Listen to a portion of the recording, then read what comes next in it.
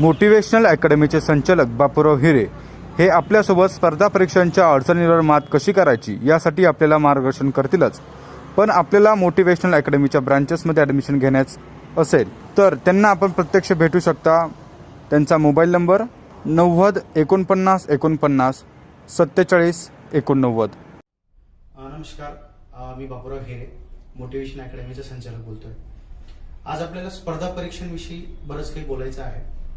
स्पर्धा परीक्षांविषयी बऱ्याच लोकांच्या मनामध्ये बऱ्याच वेगवेगळ्या शंका कुशंका असतात, बरेच प्रश्न असतात. ठीक आहे, तर ते प्रश्न आज आपण वेगवेगळ्या पद्धतीने चर्चेला घेणार आहोत. ठीक आहे, सगळ्यात महत्वाचा आणि पहिला प्रश्न आहे की स्पर्धा परीक्षेला सुरुवात कुठून करावी आणि कशी करावी.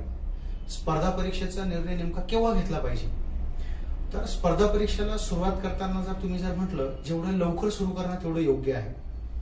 10वी किंवा 12वी नंतर जर सुरू केलं तर सगळ्यात योग्य टायमिंग आहे. आज जर एक गोष्ट लक्षात घेतली की स्पर्धा परीक्षेचा जे काही आवाका आहे तो खूप वाढलेला आहे. डिग्री झाल्यानंतर बऱ्याच मुलांच्या मनामध्ये असतं की आपण स्पर्धा परीक्षा करावी, परंतु तेव्हा नेमकं होतं काय, वर्ष 2 वर्ष भेटतो आणि खूप काही प्रेशर पण असतो की जॉब हवा, घरच्यांचं प्रेशर, एक वय झालेलं असतं, अशा बऱ्याच गोष्टी असतात. त्याच्यामुळे जर योग्य निर्णय योग्य वेळ जर म्हटली तर ती असते 10वी किंवा 12वी झाल्यानंतर. तुम्हाला 3 ते 4 वर्ष व्यवस्थित प्रिपरेशनला भेटतात, बेसिक पासून सुरुवात करता येते आणि त्यामुळे असं म्हणता येईल की स्पर्धा परीक्षांचा अभ्यासाला सुरुवात करताना सगळ्यात योग्य वेळ जर कुठली असेल तर ती साधारणतः 12th नंतर असं म्हणू शकता तुम्ही. ठीक आहे, 12वी नंतर होतं काय, तुम्हाला जवळपास 3 ते 4 वर्षाचा नॉर्मल डिग्री असेल, BSc असेल, BCom असेल, आर्ट असेल तर 3 वर्ष असतं आपल्याला वेळ. आणि इंजिनिअरिंग किंवा इतर कुठली डिग्री असेल तर साधारणतः आपल्याला 4 वर्ष त्यापेक्षा जास्त भेटतात. तर ह्या वेळेमध्ये आपण बेसिक जो काही स्टडी आहे तो आपण कम्प्लीट करू शकतो. आणि त्यावेळेस कसं असतं, बॉदरेशन नसतं, तुमचं एक वय असतं, जे ग्रास्पिंग खूप चांगली असते, त्यावेळेची जी फ्रेश माइंड असतं, सगळ्या गोष्टी असतात. पण ज्या वेळेस आपली डिग्री वगैरे समाप्त होते, डिग्री आपली संपल्यानंतर आपल्यावरती प्रेशर बराच असतो, जॉब हवा, त्या स्पर्धा परीक्षेचा अभ्यास करताय सगळ्यांना कळतं. मग सगळे लोक पहिल्याच अटेम्प्ट दिला की प्रश्न विचारतात, काय रे बाबा काय आहे, स्कोर आला का नाही, अशा बऱ्याच गोष्टी आल्या त्या. मग याचा विचार जर केला तर त्याच्यामुळे आपण 10वी किंवा 12वी नंतर जर सुरुवात केली तर सगळ्यात बेस्ट होईल. जर 10वी नंतर जर बरेच सुज्ञ पालक असतात की ते 10वी नंतर सुद्धा निर्णय घेतात. जर तुम्हाला खरंच फक्त गव्हर्नमेंट जॉब फोकस करायचा असेल तर तुम्ही इव्हन आर्ट जरी घेतलं तर बेस्ट होऊ शकतं. म्हणजे का, म्हणजे आता हा तर वेगळाच गोष्ट आहे की सर नॉर्मली आपल्या समाजामध्ये सगळ्यात हुशार व्यक्ती सायन्स घेतो नाही का, 2 नंबर कॉमर्स, मग आर्ट, असा एक प्रकार आहे. तर तसं नसतं ते ऍक्च्युली. जर तुम्हाला स्पर्धा परीक्षांमध्ये करिअर करायचं आहे तर तुम्हाला याची उदाहरणं पण आहेत ऍक्च्युली. देशामध्ये असे बरेच लोक आहेत की ज्यांना IAS IPS व्हायचं होतं, डेप्युटी कलेक्टर DYSP व्हायचं होतं. त्यामुळे त्या लोकांनी 10वी 11वी पासून निर्णय घेतला आणि ऑफकोर्स 10वीला टॉपर असून सुद्धा त्यांनी आर्ट घेतलं. आर्ट घेण्याचा एक फायदा असा असतो की तुम्हाला प्रिपरेशनला वेळ फार देता येतो. सायन्सचे प्रॅक्टिकल्स आणि बऱ्याच गोष्टी असतात. आणि जे काही आपल्या स्पर्धा परीक्षा सायन्स असतं ते ऑफकोर्स कोचिंग इन्स्टिट्यूट वगैरे मध्ये तुमचं कव्हर होत असतं. त्यामुळे तुम्हाला एवढा डायरेक्ट डिग्रीला वगैरे वेळ देण्याची गरज पडत नाही. आणि म्हणून एकतर तुम्ही 11वीला असताना आर्ट घेऊ शकता किंवा तुम्ही 11th-12th हे तुम्ही सायन्स केल्यानंतर तुम्ही FI हे YCM किंवा इतर तत्सम जे काही ओपन युनिव्हर्सिटीज असतात तिथून तुम्ही तुमचं ग्रॅज्युएशन हे करू शकतात. ते ग्रॅज्युएशन करण्याचा फायदा हाच असणार आहे की तुम्हाला तिथं डिग्रीला जास्त वेळ द्यायची गरज नसेल. तुमचा जो काही उरलेला वेळ आहे तो वेळ पूर्णपणे तुम्ही MPSCचा किंवा UPSCचा अभ्यास करू शकता. आणि जर तुम्ही अशा पद्धतीने अभ्यास केला, एक मन लावून 2-4 वर्ष जर अभ्यास केला तर यश भेटणं हे सुद्धा खूप सोपं असतं. त्याच्यामुळे नियोजन हे फार महत्वाचं ठरतं की आणि तुम्ही निर्णय केव्हा घ्यावा नेमका नाही का. बराच आता आपला जो प्रश्नच होता, सुरुवात नेमकी कुठून करायची असते, कशी करायची असते, स्पर्धा परीक्षेचा निर्णय आपण केव्हा घेतला पाहिजे. निर्णयाच्या बाबतीत आपण बोलणं झालेलं आहे. ते म्हणजे काय की 11th और FI म्हणजे एक तर 10वी नंतर किंवा 12वी नंतर निर्णय जर घेतला तर अतिशय उत्तम पद्धतीने आपल्याला तयारी ही करता येऊ शकते. आता पुढचा मुद्दा येतो तो म्हणजे काय की तयारी सुरू करत असताना आपण तयारी नेमकी कुठून केली पाहिजे आणि कशी केली पाहिजे. तर मला असं सांगावंसं वाटतं की तयारी स्टार्ट करत असताना आधी बेसिक पुस्तकं वाचणं सगळ्यात महत्वाचं असतं.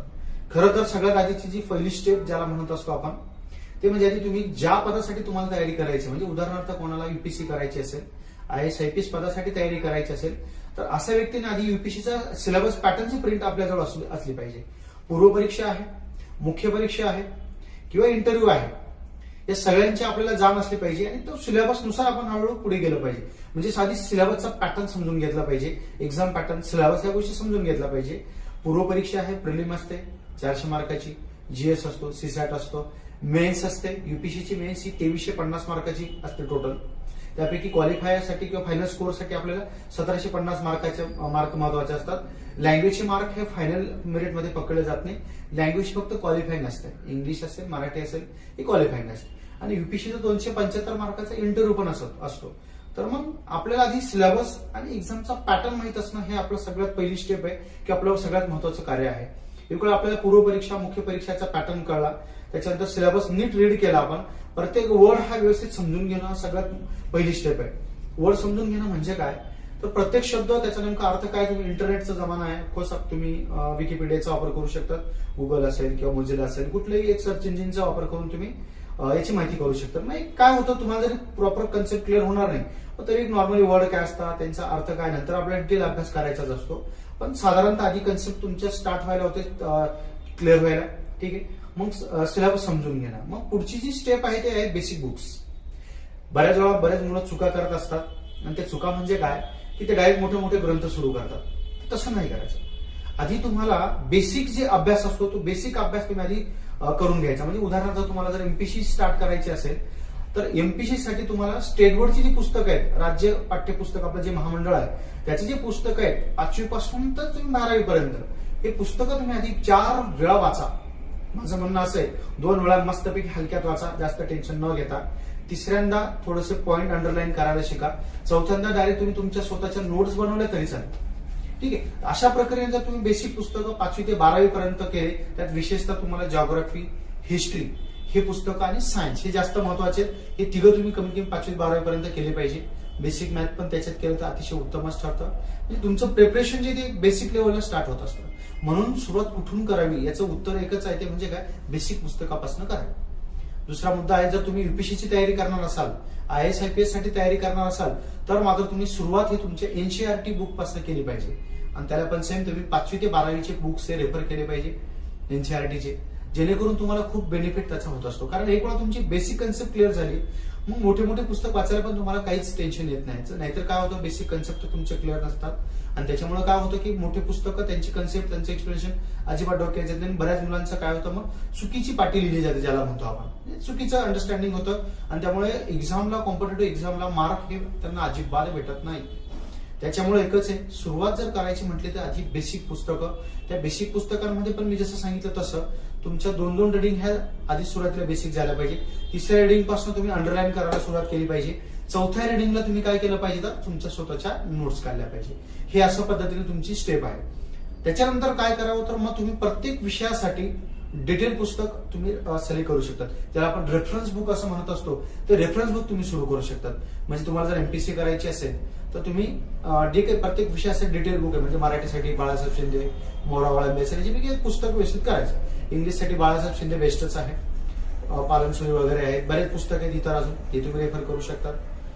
दुसरे महत्वाचे विषय मॅथ आणि रिझनिंग आहे. मॅथ रिझनिंगसाठी पण चांगले चांगले सोर्सेस आहेत. RS अग्रवाल करा, ठीक आहे, युनिक अकॅडमीचं आहे, ज्ञानदीप अकॅडमीचं आहे, असे बरेच पुस्तक आहेत. कोकिळा प्रकाशनाचं गणित बुद्धिमत्तेचे पुस्तक आहे, ते पण तुम्ही करू शकतात. सिम्प्लिफाईड म्हणून जे आहे ते तुम्ही करू शकतात. असे बरेच पुस्तक आहेत जीएस सीसॅट साठी, ते तुम्ही रेफर करू शकतात. इतर विषय सायन्स असेल, सायन्ससाठी पण अतिशय चांगले संदर्भ ग्रंथ उपलब्ध आहेत. पुण्याची जळगावची जी काही दीपस्तंभ आहे त्यांचं पण सायन्सचं पुस्तक आहे. पुण्यातल्या काही संस्थांचं सायन्सचं पुस्तक आहे, ते अतिशय चांगलं पुस्तक आहे. तर ऑफकोर्स ते पुस्तक आपण ऑलरेडी आपलं बेसिक हे जे काही आपण 5वी ते 12वीचे पुस्तक आहे तिथं आपलं क्लिअर झालेलं असतं आणि ते जर आपलं क्लिअर झालेलं असेल तर साहजिकच आपल्याला हे पुस्तक वाचायला जास्त जीवावर जात नाही. हिस्ट्रीचं पुस्तक असेल तर हिस्ट्रीचे सोर्स बरेच आहेत. तर सुरुवात माझं मत असं आहे, तुम्ही कोळंबे सरांच्या पुस्तकाने करा, रंजन कोळंबे सरांचं हिस्ट्री.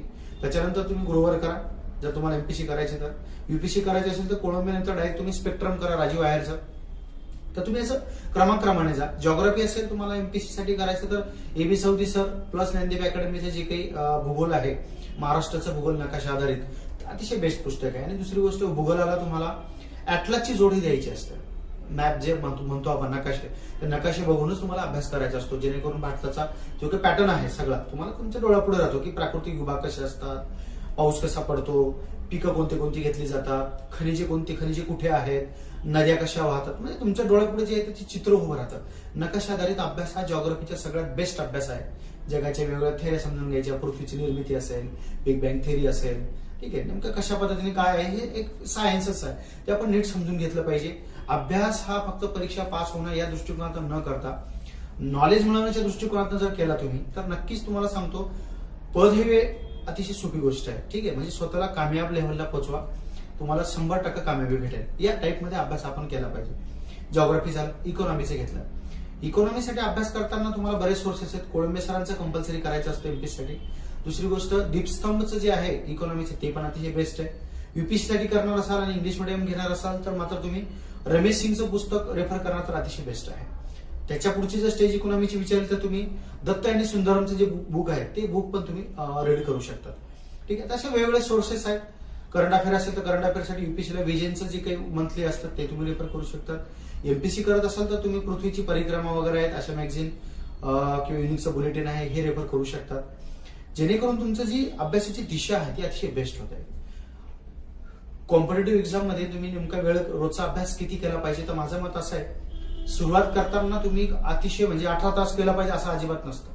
सुरुवात करताना तुम्ही 2 तास 4 तास असं पहिल्या महिन्याला, दुसऱ्या महिन्याला मग 4 तास प्लस करायला पाहिजे. असं करत करत तुम्ही 5 महिन्यामध्ये तुम्ही 8 ते 10 ऍव्हरेज गाठलं पाहिजे. ठीक आहे, ज्या वर्षी तुम्ही एक्झाम देणार आहात त्या वर्षी 6 महिने मिनिमम 6 महिने हे तुम्ही मात्र 15 ते 14 तास अभ्यासापर्यंत पोहोचलं पाहिजे. तर तुम्हाला पहिल्याच अटेम्प्टमध्ये तुम्हाला जर पोस्ट ठेवायचं असेल तर म्हणजे ही बेस्ट स्ट्रॅटेजी सांगतो तुम्हाला. ठीक आहे, म्हणजे तुम्ही टप्प्याटप्प्याने जाऊ शकतात. ठीक आहे, हे नियोजन म्हणता येईल आपल्याला. ठीक आहे, स्पर्धा परीक्षा उत्तीर्ण होण्यासाठी नियोजन कसं असावं तर हे अशा पद्धतीने नियोजन असावं. ठीक आहे, समजा एखाद्याला 12वी नंतर 3 वर्षाचा कालावधी भेटला तर त्यासाठी नियोजन कसं असेल, पहिल्या वर्षी बेसिक करायचं, दुसऱ्या वर्षी थोडे ऍडव्हान्स सोर्सेस करायचे, तिसऱ्या वर्षी सर्व एकत्रित करून थोड्या नोट्सचा वगैरे रेफरन्स घ्यायचा. ह्या पद्धतीने तुम्हाला नियोजन करता येईल. नियोजनामध्ये अजून बऱ्याच गोष्टी जे तुम्हाला ऍड करता येऊ शकतात. ठीक आहे, नियोजन जर प्रॉपर म्हटलं, नंबर 1 सिलेबस झाला, बेसिक बुक झाले, त्याच्यानंतर तुम्ही ऍडव्हान्स व्यवस्थित चांगले सोर्सेस रेफर केले, तेवढ्यावरती आपली जी गोष्ट आहे ती संपत नाही. तर ती गोष्ट त्याच्या पुढे जाते ती म्हणजे का तुम्ही मागच्या क्वेश्चन पेपरचे अनालिसिस हा सगळ्यात महत्वाचा तुमचा अभ्यासक्रमाचा भाग असला पाहिजे. ठीक आहे, जो बरेच लोक मिस करतात, नुसतं वाचत जातात. तर ते वाचन करणं हे फक्त महत्वाचं नसून जो काही तुम्ही चॅप्टर जे काही टॉपिक तुम्ही पुस्तकातून वाचलं त्या टॉपिकवरती आतापर्यंत कसे प्रश्न येऊन गेले यासाठी तुमच्याकडे मागील वर्षाचे क्वेश्चन पेपर्स मिनिमम 10 वर्षाचा असायला हव्यात. याच्यासाठी अजून एक सोपी गोष्ट आहे, बऱ्याच प्रकाशनाने दांडीपासून अनेक प्रकाशन आहेत, किशोर लवटे सर असतील वगैरे, या सगळ्यांनी मागील वर्षाच्या क्वेश्चन पेपरचं विश्लेषण टॉपिक वाईज करून त्यांनी एक ठोकळा तयार केलेला आहे. साहजिकच तो कुठलाही एक ठोकळा घेतला, कारण कुठल्याही ठोकळ्यामध्ये मागच्या वर्षाचे क्वेश्चन पेपर आहेत, एक घेतला तर त्या ठोकळ्यामधून प्रत्येक टॉपिकला तुम्ही टॉपिक रीड केला की लगेच तुम्ही क्वेश्चन पेपर रेफर करा, म्हणजे क्वेश्चन्स रेफर करा की ह्या टॉपिकवरती. याच्याने फायदा का होणार आहे तुम्हाला, क्वेश्चनचा पॅटर्न लक्षात येईल तुम्हाला. आतापर्यंत युपीएससीने कसे क्वेश्चन विचारले किंवा युपीएससीने कसे क्वेश्चन विचारले आणि आता आपल्याला पुढे कशी तयारी करायची आहे किंवा कशा पद्धतीने अभ्यास आपण केला पाहिजे. त्यामुळे सगळ्यांना सांगतो मी की अशा प्रकारचे जे सोर्सेस आहेत ते सोर्सेस आपण नक्कीच रेफर केले पाहिजे. हे सोर्सेस की अशा पद्धतीने पॅटर्न जर आपण फॉलो केला तर आपल्याला यश जे आहे ते अतिशय सोप्या पद्धतीने भेटू शकतं. ठीक आहे, पुढचा महत्वाचा मुद्दा अजून की सातत्य कसं ठेवायचं, वेळेचं भान कसं ठेवायचं आणि विषयाची ठीक आहे वेगवेगळी घालमेल असते मुलांची, तर ती काय असते नेमकं.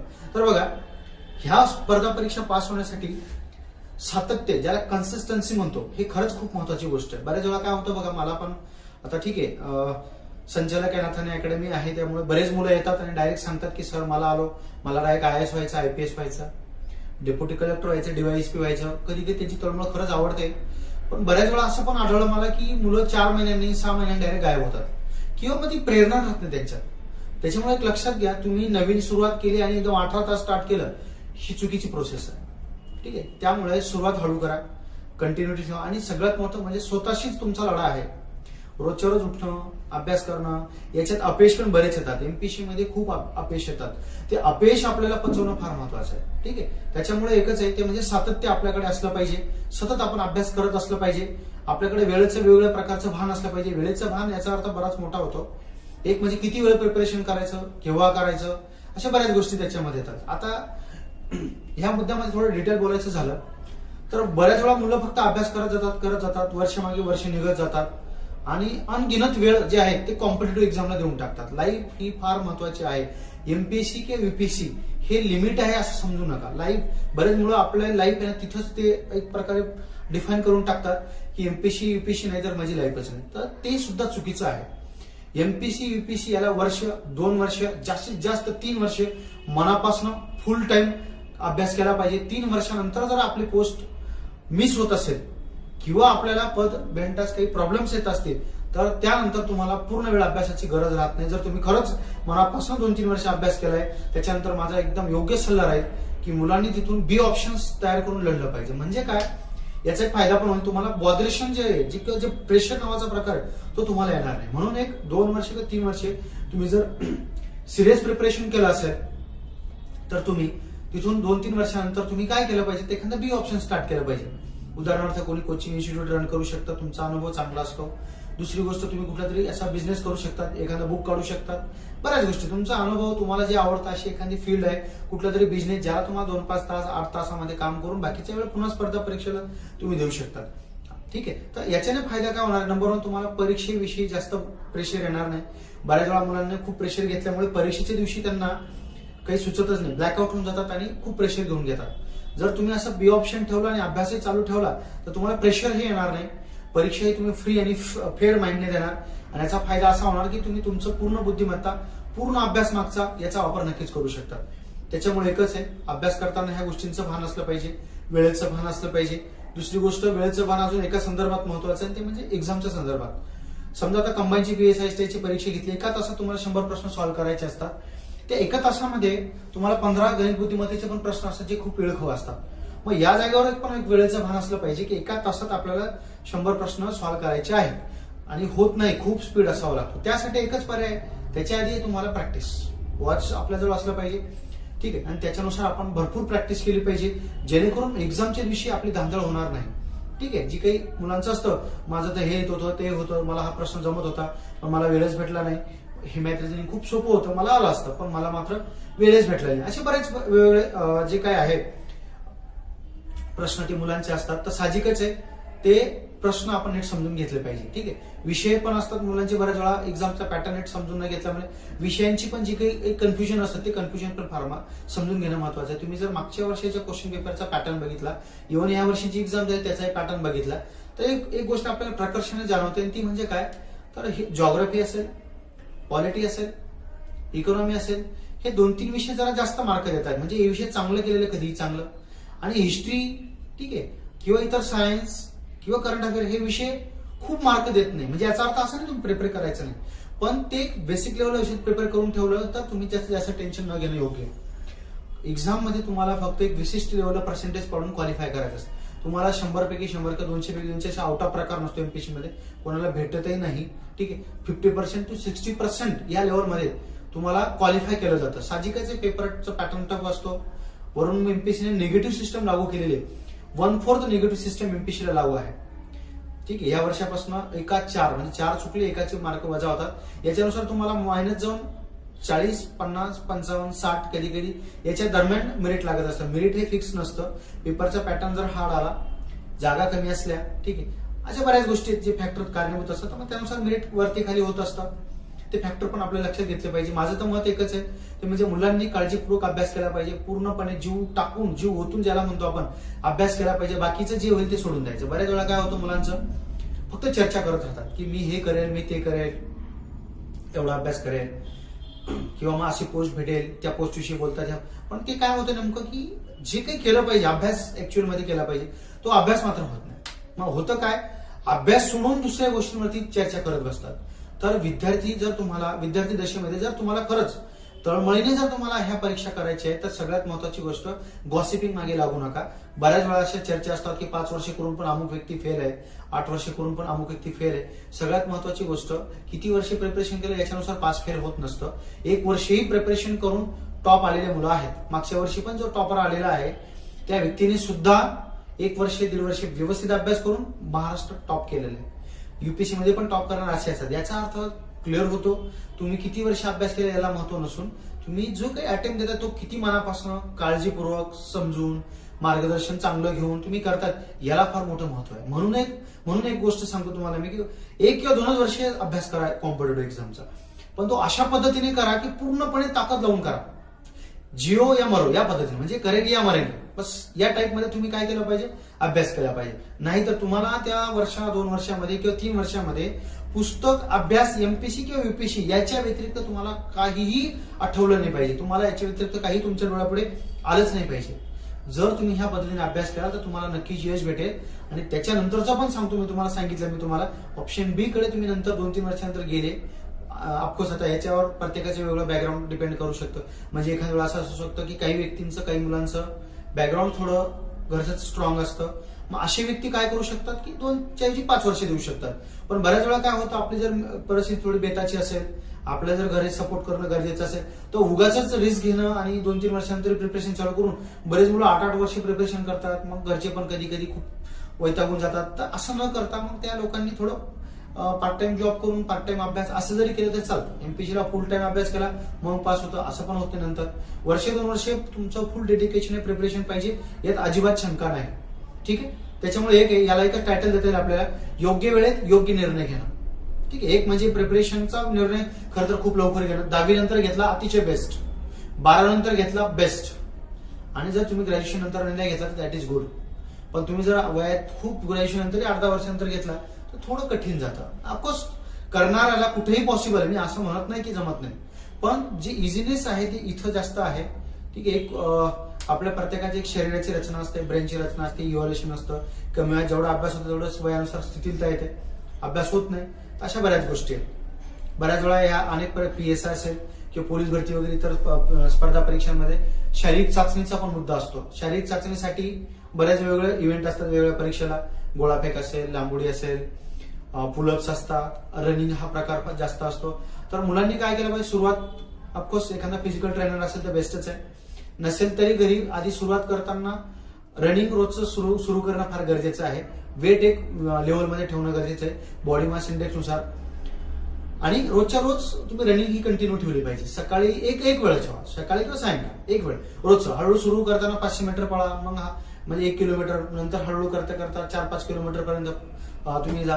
पोलीस भरती करणार असाल तर तुम्हाला थोडं जास्त टफ फिजिकल लागतं, शारीरिक चाचणी थोडी टफ असते कम्पेअर टू PSI ची केली तर थोडंसं इझी असतं पोलीस भरतीच्या मानाने. कारण PSI साठी अभ्यास खूप करावा लागतो पूर्वमुख्य परीक्षेचा, म्हणून आपण स्थितीला येऊन जाते शरीराला, म्हणून थोडं स्थितील हे पण ठेवलेलं आहे शारीरिक चाचणीची आहे. ठीक आहे. तर अशा पद्धतीने आपल्याला एक ओव्हरव्ह्यू सांगता येईल की स्पर्धा परीक्षेचा निर्णय हा पहिली गोष्ट 10वी किंवा 12वीला झाला पाहिजे, शक्य असेल तर. ठीक आहे. त्याच्यानंतर तुमचं जे काही नियोजन आहे ते नियोजन फार महत्वाचं आहे. बेसिक पुस्तकं, सिलेबस पॅटर्न जे मी सांगितलं तुम्हाला. दुसरी गोष्ट, चांगले ऍडव्हान्स रेफरन्स जे आहे ते महत्वाचे. मागच्या वर्षाच्या क्वेश्चन पेपर जे आहेत ते फार महत्वाचे आहेत. त्याचा अनालिसिस घेऊन आयोगाचा पॅटर्न डिकोड करता आला पाहिजे, हे एक महत्वाचं आहे. ठीक आहे. आणि वेळ किती द्यायचा प्रिपरेशनला हे एक महत्वाचं. म्हणजे आतापर्यंत आपण जे काही विषय चर्चेले ते विषय मी तुम्हाला थोडक्यात सांगतो आहे. ठीक आहे. जेही मुलं या परीक्षेच्या तयारी लागत असतील त्या सगळ्यांना माझ्याकडनं ऑल दी बेस्ट. आणि अजून एक महत्वाची गोष्ट, ज्यांनाही अजून काही याच्याविषयी डिटेल माहिती हवी असेल तर नक्कीच दिलेल्या नंबरवरती कॉल करू शकता. ओके. ठीक आहे. थँक्यू. पुन्हा भेटूया पुढचा विषय घेऊन बापूराव हिरे सरांसोबत.